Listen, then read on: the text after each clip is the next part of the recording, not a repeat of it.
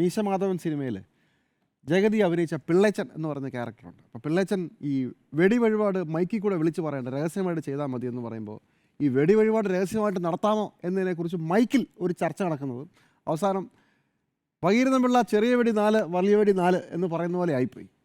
ഇത് ശബരിമല സ്വർണ്ണക്കൊള്ളയുമായി ഈ തെരഞ്ഞെടുപ്പ് പരാജയത്തിന് ഒരു ബന്ധവുമില്ല എന്ന് സ്ഥാപിക്കാൻ ഇടതുപക്ഷ നേതാക്കൾ മുഴുവൻ അഹോരാത്രം പണിയെടുത്തുകൊണ്ടിരിക്കുന്ന ഒരു സമയത്ത് ശബരിമലയിലെ സ്വർണ്ണക്കൊള്ളയെക്കുറിച്ചുള്ള ഒരു പാരഡി ഗാനത്തെ ഇത്രയും വലിയ വാർത്തയാക്കി അതിലാരോ ഒരു പരാതി കൊടുത്തപ്പോൾ, ഇനി കൊടുപ്പിച്ചതാണോ നമുക്കറിയില്ല, അത് കൊടുത്തപ്പോൾ അത് ഏറ്റുപിടിച്ച LDF കൺവീനറും പത്തനംതിട്ടയിലെ CPM ജില്ലാ സെക്രട്ടറിയും ഭഗീരഥപിള്ളയുടെ പണിയാണ് ചെയ്തത്. ഇതിപ്പോൾ വലിയ വെടി 4 ചെറിയ വെടി 4 എന്ന അവസ്ഥയിൽ അപ്പോൾ വീണ്ടും ജനങ്ങൾ ഈ വിഷയം ചർച്ച ചെയ്യാൻ പോവുകയാണ്, ചർച്ച ചെയ്ത് തുടങ്ങിയിരിക്കുകയാണ്. ഈ തെരഞ്ഞെടുപ്പ് കാലത്ത് നമ്മൾ ആരെങ്കിലും ഈ പാട്ട് കേട്ടിട്ടുണ്ടോ? അങ്ങനെ വ്യാപകമായിട്ടൊന്നും കേട്ടിട്ടില്ല. തെരഞ്ഞെടുപ്പ് കഴിയുമ്പോഴാണ് PC വിശ്വനാഥ് ഈ പാട്ട് പാടി തുടങ്ങുമ്പോഴാണ് ഞാനിത് ആദ്യമായി കേൾക്കുന്നത്. അപ്പോൾ പറഞ്ഞ് ചില സ്ഥലങ്ങളിലേക്ക് ഈ പാട്ട് പോയിട്ടുണ്ട്. പക്ഷേ അതിനുശേഷം ഇതങ്ങ് കയറി വൈറലാവുകയും ജനങ്ങൾ മുഴുവൻ ചർച്ച ചെയ്യുകയാണ്. എന്നിട്ട് പാർലമെൻറ്റിന് മുമ്പിൽ UDF MLA MP മാരെല്ലാം കൂടെ നിരന്ന് ഈ പാട്ട് പാടി. അതിൻ്റെ ഉദ്ദേശം എന്താണെന്ന് ചോദിച്ചാൽ ഇനി അടുത്ത 3 മാസം ശബരിമല സ്വർണ്ണക്കൊള്ളയാണ് UDF സജീവമാക്കി നിർത്താൻ പോകുന്നത്. അപ്പോൾ അങ്ങനെ ഒരു പാട്ട് കിട്ടിയപ്പോൾ അവർ പാടി. അത് മനസ്സിലാക്കാതെ അതിന് കുറച്ചുകൂടി പബ്ലിസിറ്റി കൊടുക്കുന്ന രീതിയിൽ ഈ LDFിൻ്റെ നേതാക്കന്മാർ അതൊരു എന്ത് മഹാപ്രശ്നമാണെന്ന് പറഞ്ഞ് ഏറ്റെടുത്തിരിക്കുകയാണ്. രാഷ്ട്രീയമായി CPMൻ്റെ തിരിച്ചടി ഇനിയാണ് സംഭവിക്കാൻ പോകുന്നത്.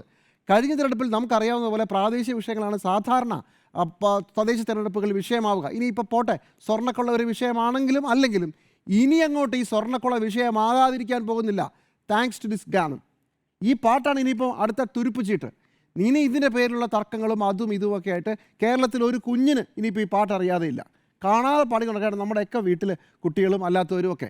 അപ്പോൾ അതാണ് ആദ്യമായി ഇതിനകത്ത് സംഭവിക്കാനുള്ളത്. BJPക്ക് പോലും പരാതിയില്ല ഇതുവരെ, VHPക്ക് പരാതിയില്ല ഇതുവരെ.